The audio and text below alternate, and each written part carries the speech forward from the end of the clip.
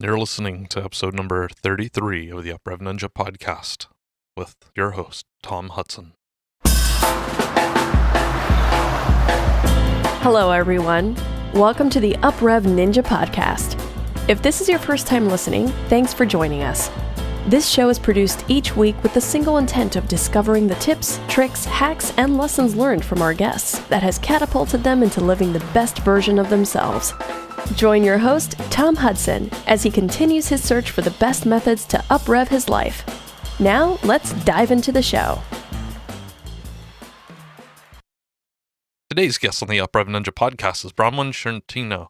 She's founder of SheIQ and a former Businesswoman of the Year recipient in 2006, and she's been recognized as a winner in the Washington Business News 40 Under 40 Awards back in 2009.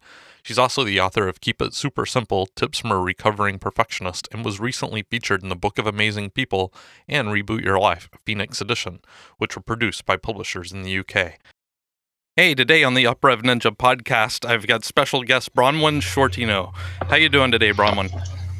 I'm great, Tom. Thanks so much for having me on board, and I'm really looking forward to this conversation. Yeah, me too. I mean, your bio, which I've already read out to the audience, basically, you worked in corporate, then you're like, then you had cancer, then you're like, what am I doing with my life? And then you've had this huge transformation since then. So I don't want to steal your thunder, but could you just kind of tell us who you are and where you got to where you are today? Sure. Well, my name's Bronwen, and I'm a recovering perfectionist. And while most people have a little bit of a giggle when I say that, it's absolutely true. And I, as you mentioned, I spent almost 2 decades in the corporate world. I was pretty good at what I did. I won a couple of awards and, got to a fairly high level in that world. And then suddenly it all came crashing down, and my life shattered into a million pieces in, less than an hour. Oh, wow. I went from fully functioning, high-powered, award-winning executive to on the floor, and I couldn't stop crying, and I could not function in everyday, life in less than an hour. Essentially what had happened was I was misdiagnosed with psoriasis on my temple, and psoriasis is a skin condition. Right. And actually it was a big skin cancer, and if it had been left to grow, it would have eventually eaten away the entire left side of my face. And so that had been misdiagnosed for 8 years, and when I was actually given the correct diagnosis, I was just annoyed because it was something else that I had to schedule into my day. How was I going to fit it in? I was busy. I had far too much to do to worry about going and having skin cancer cut out of my head. Right. So that'll give you a bit of an idea about, mentally where I was at and where my focus was, and I guess, just how insignificant I was as a factor in my own life. I scheduled half a day for surgery. To give you an idea, I had to have 6 centimetres of my head cut out. So it was a significant, surgery.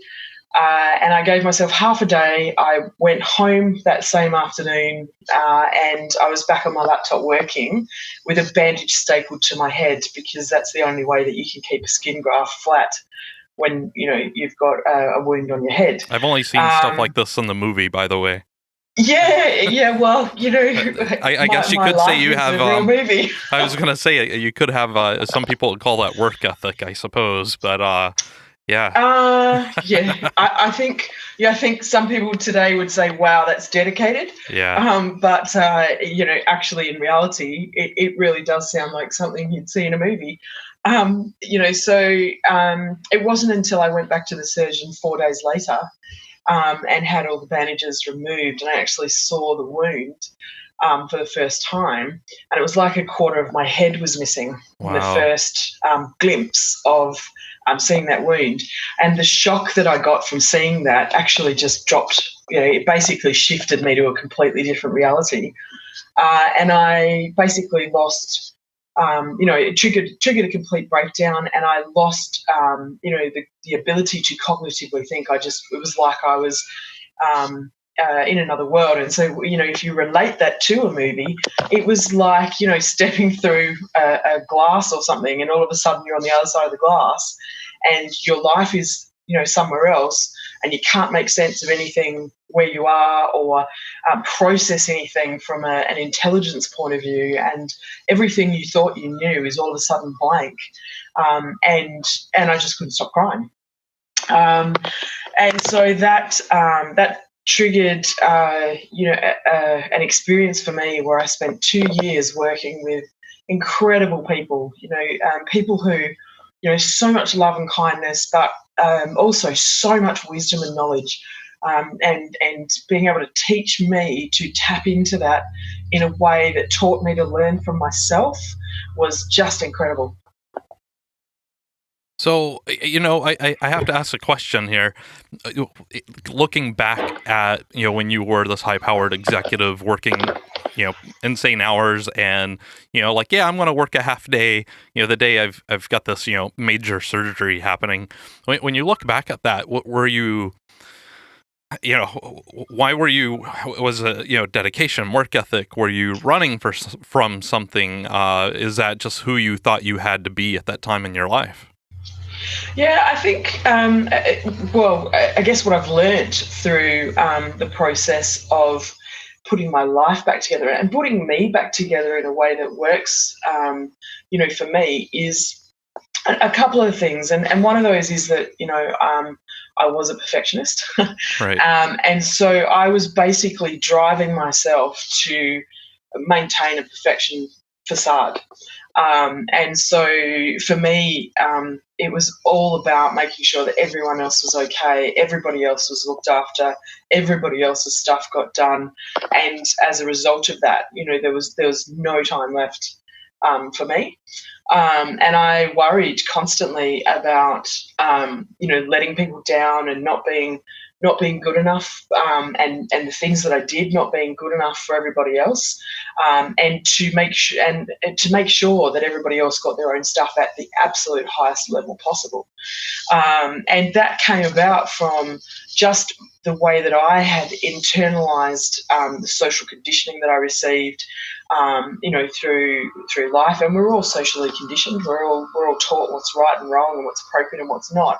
But I had actually internalized that and overlaid filters that took that to the nth degree.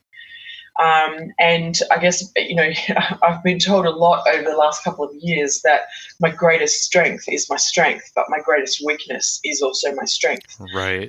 Because, I can keep going and keep pushing when, most people would have fallen away a long time ago. So to give you an example, I existed on 2 hours a night sleep for 12 years. Oh my gosh. Wow. and it was only at the end of that 12 years that I collapsed, So, so for me, it's been about really coming back to that connection with self and understanding what I need and who I am and what actually supports me in my everyday life, and being able to achieve the things I need to achieve and want to achieve in a platform and in a structure that is actually supportive for me holistically from a health point of view, as well as from happiness and love and all of those sorts of things. So, Bronwen, I'm going to, take some words from your book here. What if there's a better way to live? Yeah. So, when did those words enter into your vocabulary? Like, how quickly thereafter? Yeah, so I was about, I think about 9 months into my recovery. Okay. And now, during that 9 months, were you still working? No. Okay. No. I could hardly leave the house. Okay. I literally couldn't function in everyday society. If I left the house, it was to go for a walk, and I had, a cap on my head to cover the wound, and sunglasses, and almost like the celebrity trying to hide. Oh yeah. That sort of really disguised exterior type thing, just to be able to go for a walk. But I couldn't see anyone. I couldn't really talk to anyone. I had no conscious recognition of, even in the social media world or any of that sort of virtual connection in any way. I just couldn't. I actually couldn't have anybody in my space. So for me, it was I was literally just watching a video of Greg Braden, who is an international best-selling author, and he was talking about some of the things that had, the thoughts and those sorts of things that had driven some of his work. And I heard him ask the question, what if they're wrong? In reference to all of the messages and the lifestyle things that we internalize as we grow up, and really challenging that and saying, well, what if that's wrong? What if that actually isn't right for me? And that was a light bulb moment for me. That was a big turning point from a psychological point of view for me, because it was like I just suddenly said, oh my God, why haven't I asked this question my entire life? I just lived in such an inch of the way, being completely, almost created it in an autopilot environment. So now now I teach everybody to try and put a question between themselves and an automatic reaction. So somebody gives you something and says, oh, you absolutely have to do this. And I always just say, well, what if that's not right for me? Before that automatic, okay, I've got to go and do that. Right. Because it just allows us to have much more of a conscious involvement in what we're doing and why we're doing it. Well, I mean, we kind of talked about this before the show got started, just about, people being on autopilot, on cruise control, and you typically don't realize it until you've had, one of these moments like this. And it could be, a death in the family. It could be something personal. It could be, it could be you're drinking a cup of coffee in the morning and just something happens. It doesn't have to be anything overly traumatic. So I find that interesting part of our human condition, I believe. But, you did mention this. I think it is a lot of just societal conditioning. We don't know to ask these questions, or we don't even think, because first off, we're not taught a lot of these critical thinking skills. We leave that to the philosophers and stuff. Unfortunately, we don't gain those skills. So, kind of step us into where you're at now. So how do you make sure that you don't go back to, working 22 hours a day? I can't even fathom that. So, what kind of tips and tricks do you have to make sure you don't fall back into those bad routines? Yeah, for me, it's about, it really was about reconnecting with who I am and choosing who I am. And I think, just on a quick point that you made before, I think, one of the biggest furphies that we've been given in our lives is that we have to wait for some sort of event in our lives before we're allowed to change. Right. I think that's because we're scared of change. Through our conditioning, we're scared to step outside what somebody else has given us as right and wrong and appropriate and not, because it's painful. The conditioning teaches us that when we step outside what other people tell us is right, that what we get in response to that hurts us. So we don't challenge our boundaries. We don't test things. We don't want to ask ourselves questions because we think that it's going to be painful. And I think one of the things that I do all the time now is challenge boundaries.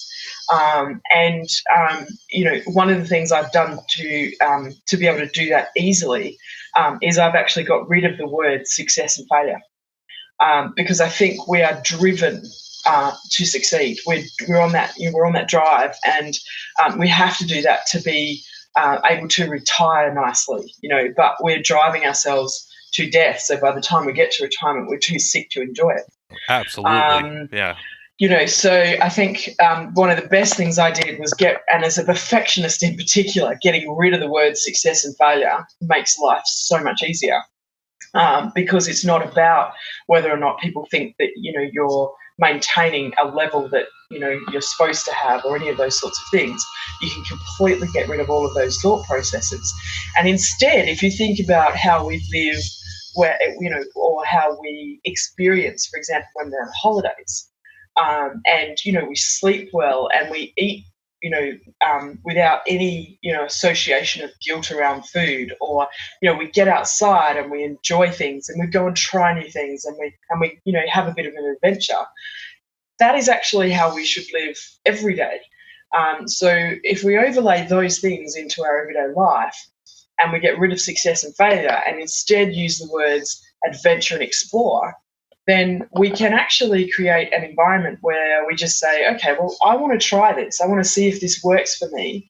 So you just test the boundary a little bit, and you put your toe in the water and you go down that path a little bit, and you say, is this working for me? And if it is working, that's great, because you've got a really clear signal that you can keep walking down that pathway and explore that a little bit more. But if it doesn't work, that's great too, because you actually know you don't need to keep going down that path. You can come back and there's a different direction for you to go. And it completely takes the pressure out of what you're doing and why you're doing it. And so when you get rid of the success and failure, you get rid of the pressure in your life. And it's the pressure, I think, that creates the stress and the exhaustion and our need to feel like we have to be faster than our life. Because our lives are at such speed now, and they're so visible and they're so connected, that we now have to think a little bit differently for us to be healthy and survive within that. Yeah, I was wondering where you were going to go with removing success and failure from your vocabulary. But no, I loved how you wrapped that up with the adventure and explore, because I was kind of considering just I'm going to do this. I'm going to try this and explore this, see if it fits me. If not, then it doesn't. And But one of the chapters in your book, and this is one of the questions I always ask, is how do you get yourself out of your comfort zone? And I think one of the chapters in your book was life begins at the end of your comfort zone. I completely agree. So, what do you do to kind of always continually push yourself? And your husband John, I guess, I'm sure has to have a lot of laughter seeing these at times too, right? Yep. Yeah. He and it's really interesting because something happens in your life, and a challenge comes up, or you start just to get caught in a bit of a rut, or all those sorts of things. He goes, well, I was reading this book, and in this book it would say to do this. I'm just like, don't use my stuff against me. So it is quite a funny relationship from that point of view now. But he does constantly have lots of laughs at what I do and how I do it, because it's just so beautiful to be able to live in a different way. The comfort zone is given to us pretty much by our social conditioning. Yeah. And when you actually look at your comfort zone, I think it's quite interesting that it's called a comfort zone, because it's full of so much stuff that's really uncomfortable and really not nice and really not pleasant. And when you think about it, most of the stuff that we actually really want and that we really desire is outside the comfort zone. And because it's outside the comfort zone, it's really scary. And so we don't want to go there, because that might involve change. And we actually live now as if we're more afraid of change than we are afraid of dying. So it's really interesting. It's almost a dichotomy. We really want these things, but they're not in our comfort zone, so we can't have them. Right. And so that's where I just love challenging the boundaries. And it doesn't have to be a big thing. You can take a tiny little step and you challenge the boundary. So we really need to challenge our definitions of what things mean, because even those have been given to us.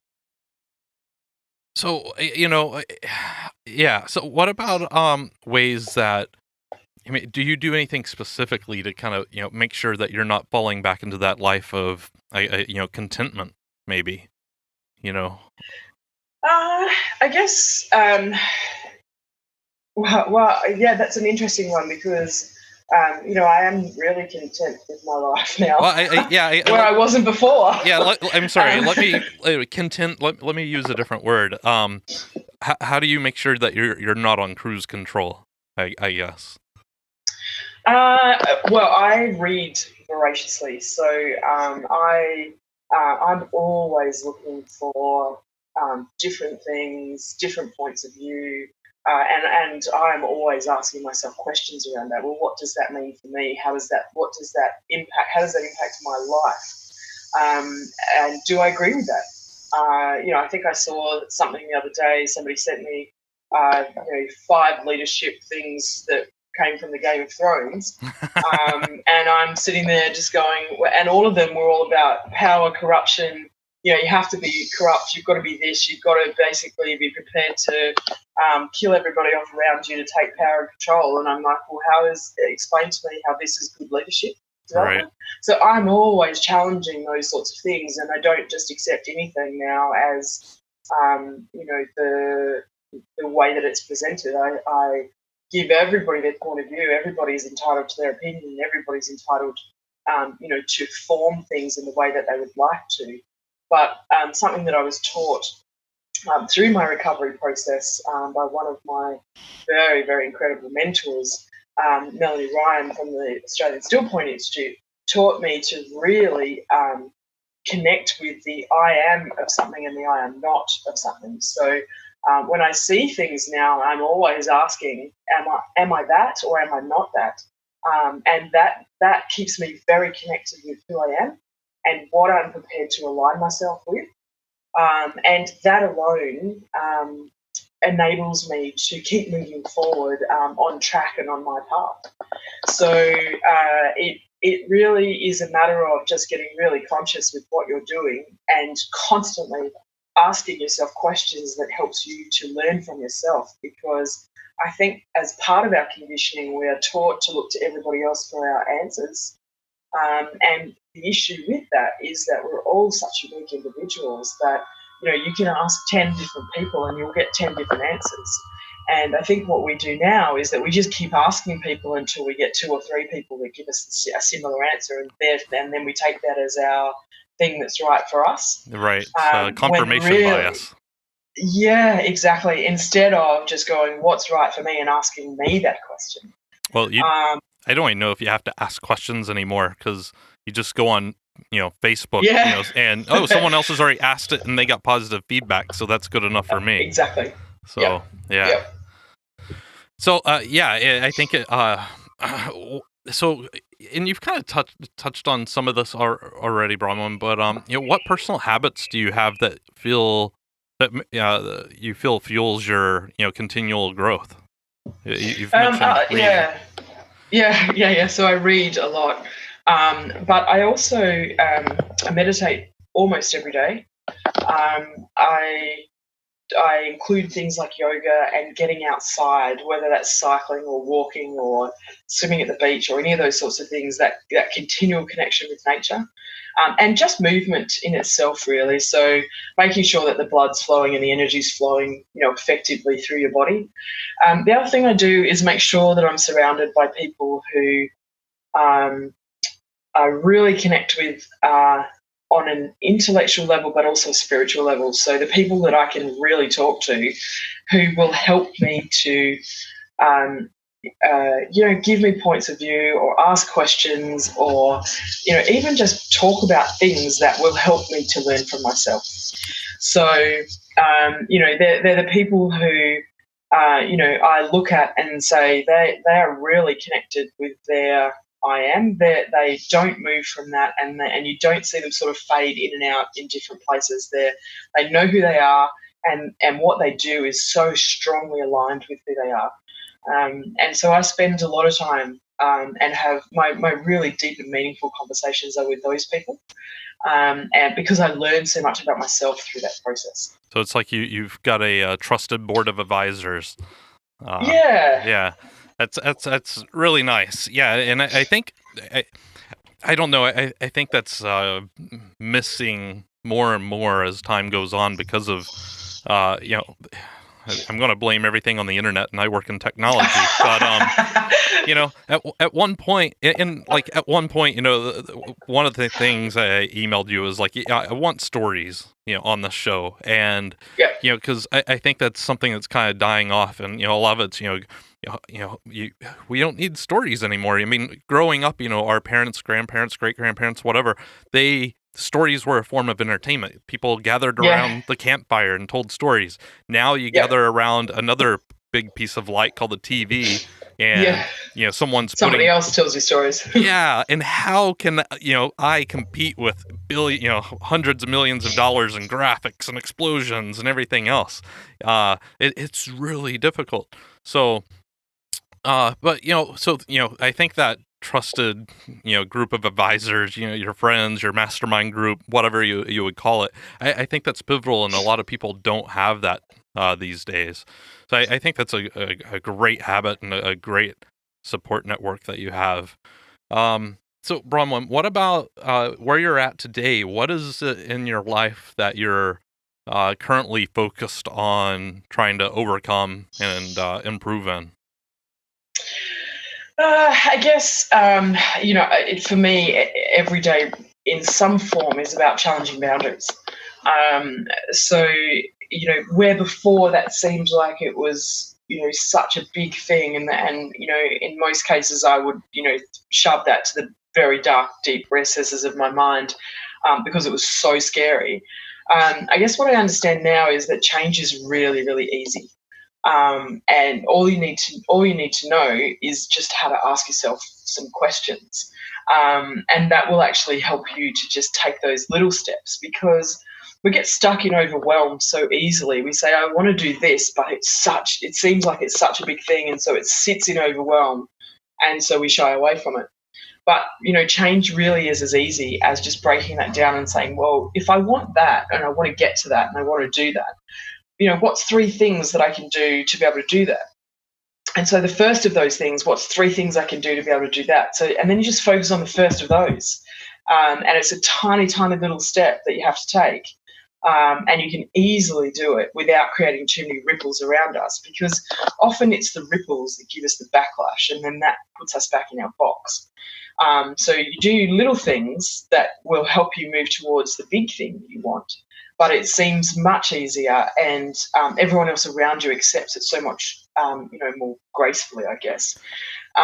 So for me, it's about challenging the boundaries. And for example, I was recently doing some work in the UK, and while I was there, John and I decided that we would go and do some hiking. Now, over the years, I have got some significant long-term permanent injuries in my body, and I had somehow created all these stories around what that meant I could no longer do. Okay. And so while we're in the UK, I thought, well, I'm going to challenge this boundary.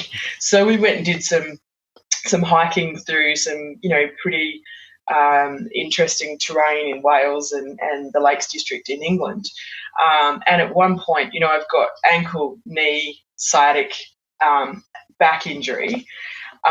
So like pretty much the bottom lower half of my body. Right. And, at one point there's sort of, a kilometres, rock scree, vertical that we're going up Yeah. as part of this, 10 to 15 mile hike. So, I really wanted to push the boundaries and find out just how much of, what I can't do anymore, in inverted commas, was, put in place by my subconscious, and how much of it was actually real.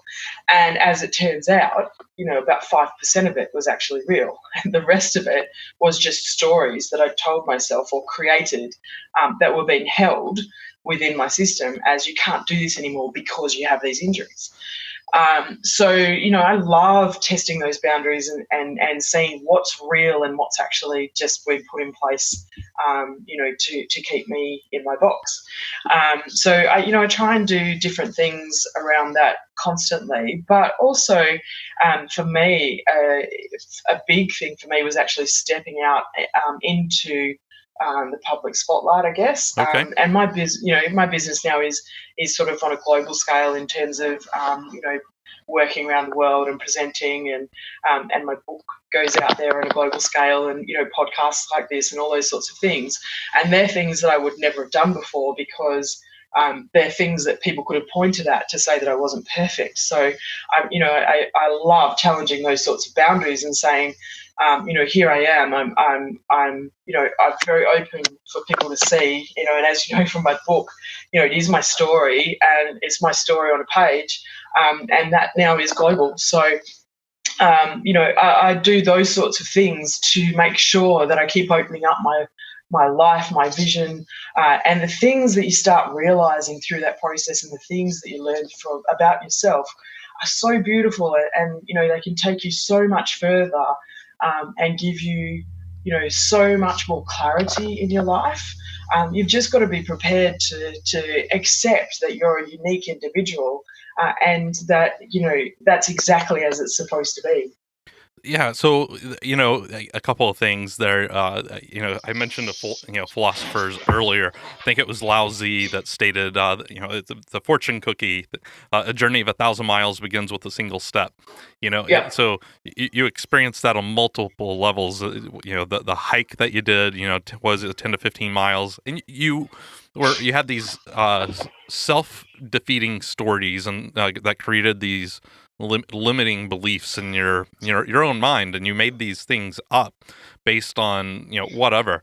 So it's interesting. I've had similar circumstances, and I believe everyone has. We all have these negative stories that create self-doubt and insecurities, and it's only when you challenge them and face them and begin that journey that you find out, like, oh yeah, like only 5% of what I thought was accurate, and maybe even that 5% I can overcome with time and coaching or whatever it may be.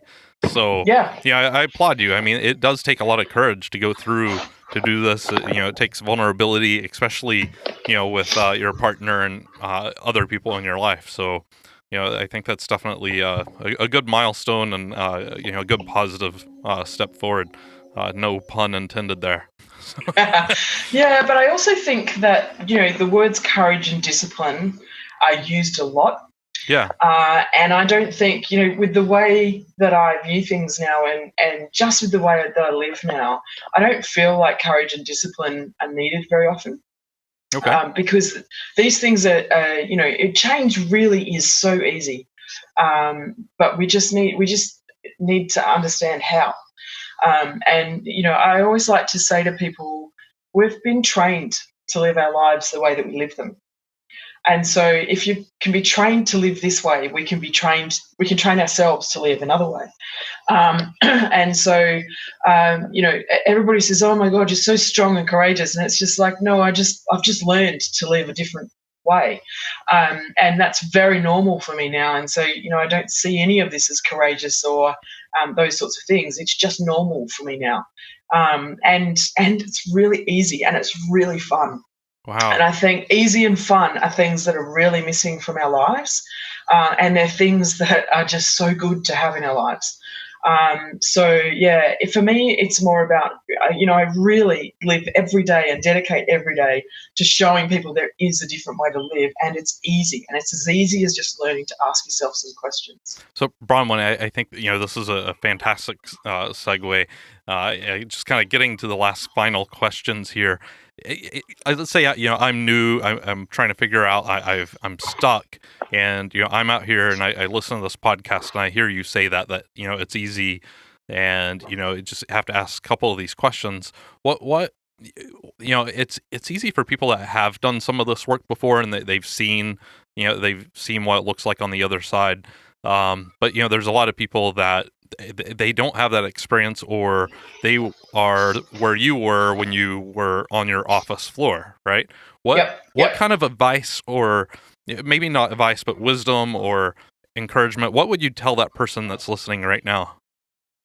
I guess the first thing to understand is that we have total control over the choices in our life.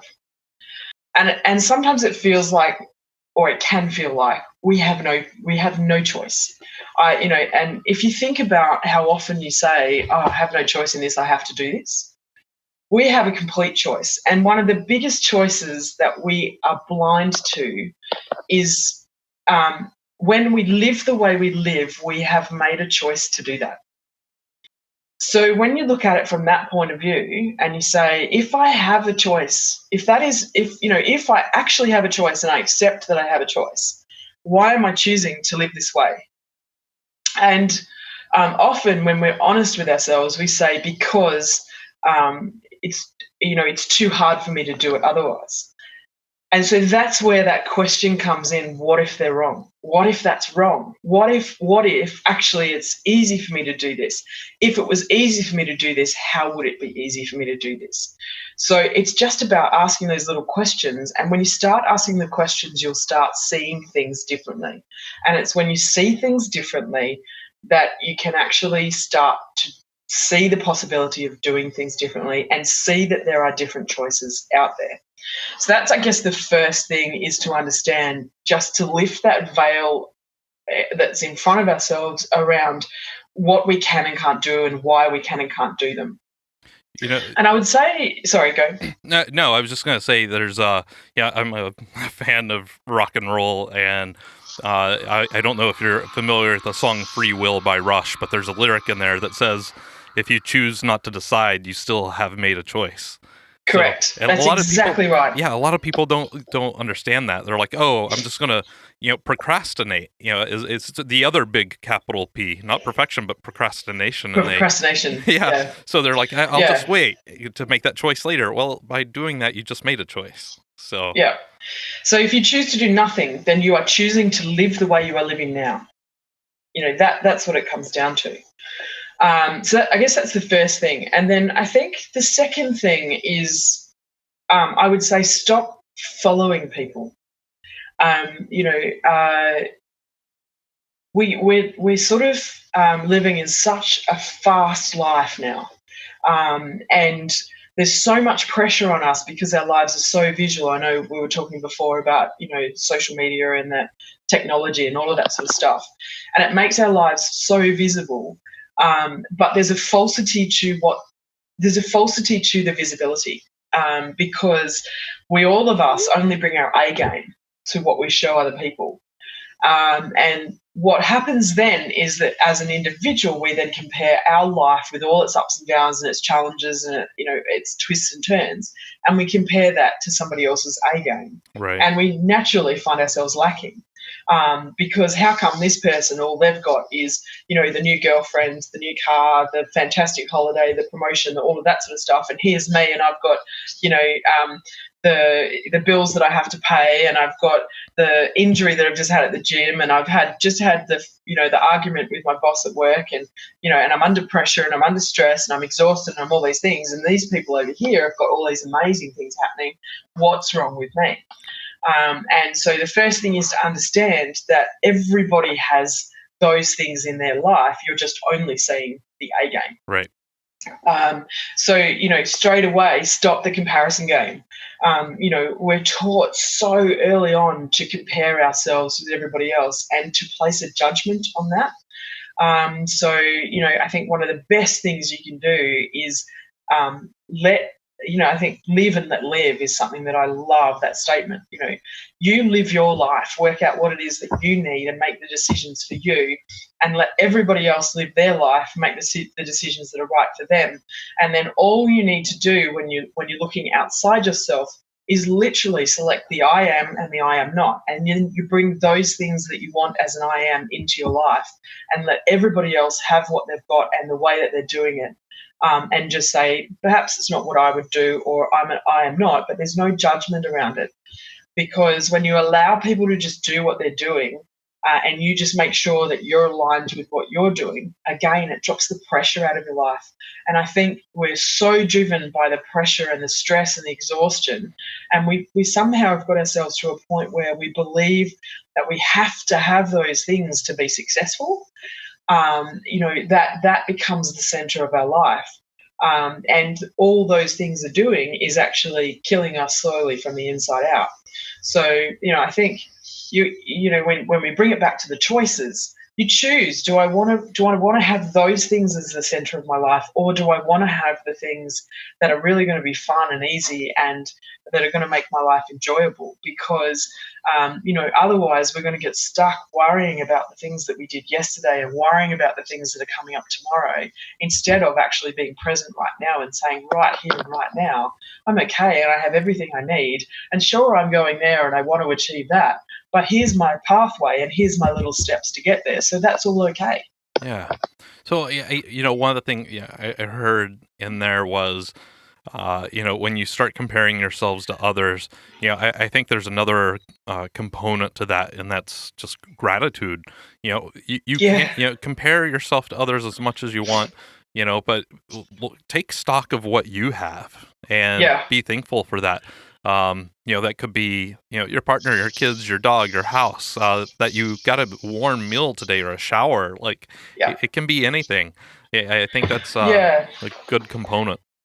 Yeah, well, and there's a beautiful quote out there somewhere that, and I'm not sure who it's by or where the stats come from, but it's something like, if you have a roof over your head, running water, and food on the table, just those three things, you are richer than 85% of the people in the world. Isn't that amazing? Just those three things, and then you start adding those other things like, your dog, your kids, your Right. your husband, your family, and so imagine where you end up after you've added those things in. So in its simplicity, just with those three things alone, 85% richer than everyone in the world. Yeah, and I've heard something similar, that people that live in poverty today live better than the kings and queens did of yesterday. That's And exactly right. so I guess just a couple other things here, Bronwen. Is there something that you're currently working on or promoting that you would like to share with the audience? Yeah, so my book, Keep It Super Simple, Tips from a Recovering Perfectionist, is out and about, making its way in the world and weaving its magic. And that was actually written during my recovery. So it is my story and all the things that I've learned. And it is one of those resources that teaches you to learn from yourself. I love hearing the stories that come back to me from people around the world who have it, and they tell me all the time they don't leave home without it, and it helps them in every facet of their lives. They take it at work, they take it, when they go on holidays, and they get something out of it every time they read it. So yeah, I'd love to get the details of that out there. Okay, yeah, definitely. I'll put the show notes together, and I'll include the link to that book and your other ways to contact you and your other accounts in the World Wide Web. That said, just one last question: is there anything that we haven't covered that you would like to bring up or discuss? I think we've covered most of it. I would say, just for your listeners, get out there and challenge those boundaries, and start to ask yourself the questions, because they will make you see things differently. And when you see things differently, it's really, really wonderful and beautiful to watch the different possibilities that come into your life and that open up in front of you. All right. Well, thank you very much, Bronwen, for coming on today and sharing your story and showing us and telling us, what it's like going from a perfectionist to someone that's living their life. And you answered the question, I believe. What if there's a better way to live? And I think you're doing that today. So thank you. Thanks, Tom, so much for having me. It's been great, and I've loved our chat. I really enjoyed this interview with Bronwen. The transformation, just hearing her talk about how she worked in the corporate world for about 2 decades, and I wouldn't call this surviving, but how she slept for like 2 hours a day for, I think she said 12 years. That's just amazing, going from that to what she's doing now. And it just shows, the human condition and how much that we can actually change ourselves if we just put our mind to it. And I find that fascinating. Other than that, I loved how she reframed a couple of things, versus, I mentioned success and failure. She's like, she likes looking at it as adventure and explore, because, you go out and adventure, you do things, you discover new pieces of yourself and other things in the world and culture and everything like that. But it's truly not a failure. That's how you learn. So I really liked a lot of the reframing that she did. And, one of the quotes that she said during the show I really enjoyed was, "What if there's a better way to live?" And, that was kind of the what catapulted her to be who she is now. Looking back, all the trauma that she went through, she definitely asked that question, and she's completely different now in what she's doing with her life. Thanks for listening to the UpRev Ninja podcast with your host, Tom Hudson. Navigate to our website at uprev.ninja today, where you will find additional resources to help you discover the best version of you. While you're there, join our newsletter and join the discussion on your favorite social media platforms.